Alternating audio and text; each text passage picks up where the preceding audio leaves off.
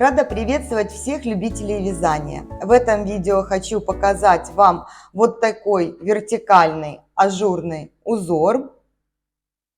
Он состоит из двух дорожек, вот такие полулисточки с ложными косами и дорожка с петлями с обвитием. В исполнении узор очень простой, подойдет даже начинающим мастерам. Рисунок запоминается очень легко и быстро. Схема в процессе вязания вам практически даже не понадобится. Ажурные дорожки популярны в принципе всегда и в любой сезон, но особенно актуальны они летом и весной. Подходят идеально для футболок, маек, блуз, платьев, топов, туник. Красиво будет выглядеть свитер легкий, кардиган. Можно даже брать потолще пряжу, будет немножечко брутально, но очень интересно смотреться даже в пряже 100 метров в 100 граммах. Соответственные спицы, естественно, используют, но рисунок раскроется очень красиво. Также красиво раскрывается этот узор в кашемире. И его можно использовать как самостоятельный, то есть полностью изделие вязать вот таким узором. Можно же взять один или два раппорта для центральной вставки. Также будет интересно смотреться это как ажурный низ какого-либо изделия. 2-3 раппорта в зависимости от пряжи и желаемой высоты, так как узор формирует вот такую красивую легкую волну. Для низа изделий будет самое оно. Вот так рисунок этот выглядит, если вязать снизу вверх. Если же вязать от горловины, он будет вот так смотреться. Вот. Тоже очень красиво и изысканно. Изнаночная сторона выглядит вот таким образом. Как в большинстве ажуров, она ровная, приятная, ничего не мешает телу. Образец я вязала на достаточно тонких спицах, номер 2,5, и пряжа здесь идет у меня хлопок, 380 метров в 100 граммах. Раппорт узора составляет 20 петель в ширину и 8 рядов в высоту, поэтому будет идеально подходить для изделий с азиатским ростком. Для провязывания образца вместе с вами я взяла более толстую пряжу. Здесь идет 200 метров в 100 граммах и спицы у меня номер 4. Для одного раппорта узора я набрала 23 петли. 20 петель узора, 1 петля симметрии и 2 кромочные. Вообще для поворотного вязания идет 5 петель симметрии. Вот эта дорожка. Но так как я ее буду провязывать, дважды не хочу это делать в видео. Итак, первый ряд.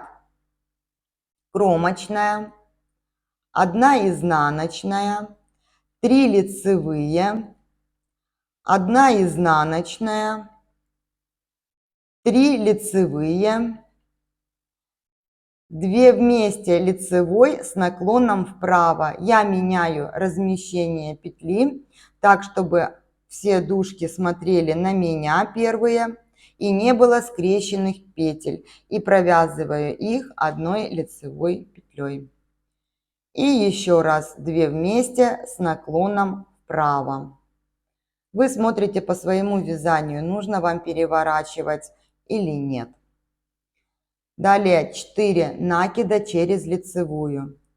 Накид, лицевая, 2 накид, лицевая, 3 накид, лицевая, 4 накид. Далее идут 2 вместе лицевой с наклоном влево. И еще раз 2 вместе лицевой с наклоном влево.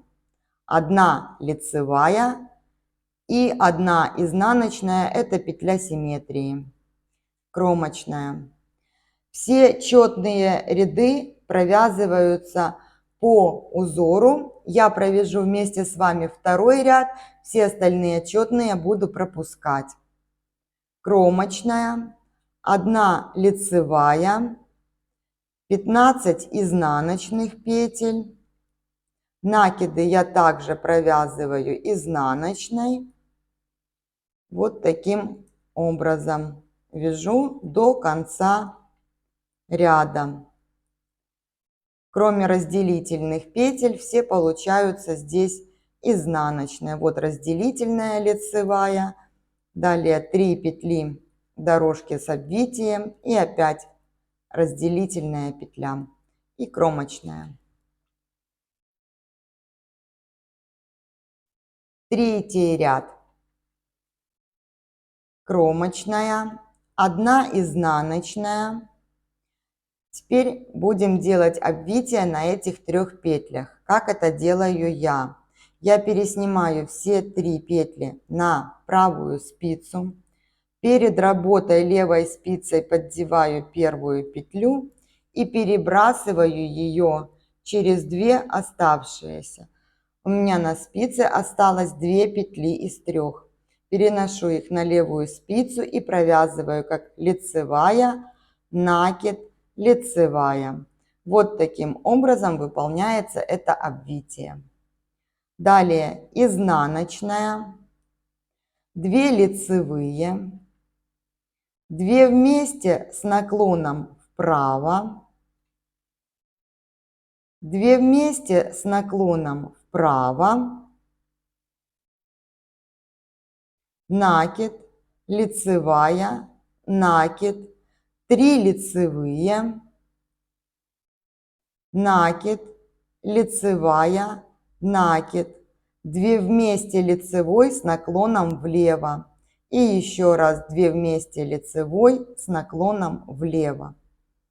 Я закончила провязывать раппорт узора. Вы вяжете то количество, которое вам нужно, и при поворотном вязании ряд заканчиваете петлями симметрии. У меня просто 1 изнаночная, у вас будет 5 петель дорожки и кромочная петля.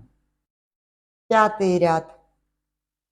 Кромочная, я ее просто переснимаю, 1 изнаночная, 3 лицевые, 1 изнаночная, 1 лицевая, 2 вместе с наклоном вправо, еще раз 2 вместе с наклоном вправо,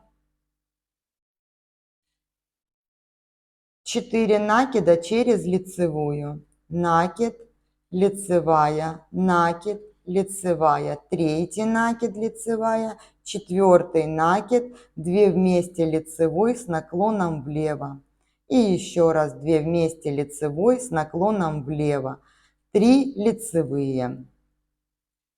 Я закончила провязывать раппорт узора. Ряд заканчиваю петлями симметрии и кромочной. 7-й ряд. Кромочная, изнаночная, 3 петли с обвитием. Перенесла 3 петли на правую спицу, первую петлю перебросила через оставшиеся 2, перенесла их на левую спицу и провязала как лицевая, накид, лицевая. 1 изнаночная, 2 вместе с наклоном вправо, еще раз 2 вместе с наклоном вправо, далее накид, 1 лицевая, накид, 3 лицевые, накид, 1 лицевая, накид, 2 вместе лицевой с наклоном влево и еще раз 2 вместе лицевой с наклоном влево, 2 лицевые. Я закончила провязывать раппорт узора, ряд заканчиваю петлями симметрии. Вот такой узор у нас вырисовывается. Чтобы увидеть вот эту ложную Косу нужно провязать еще один раппорт узора, потому что рисунок переходит из раппорта в раппорт. Вот такой легкий и эффектный узор у нас получился. Для вязания по кругу можно использовать эту же схему, только четные круги вы провязываете лицевыми петлями, за исключением изнаночных петель разделения. Надеюсь, вам этот узор понравился и вы найдете ему свое применение. Всем красивых изделий и до встречи на канале!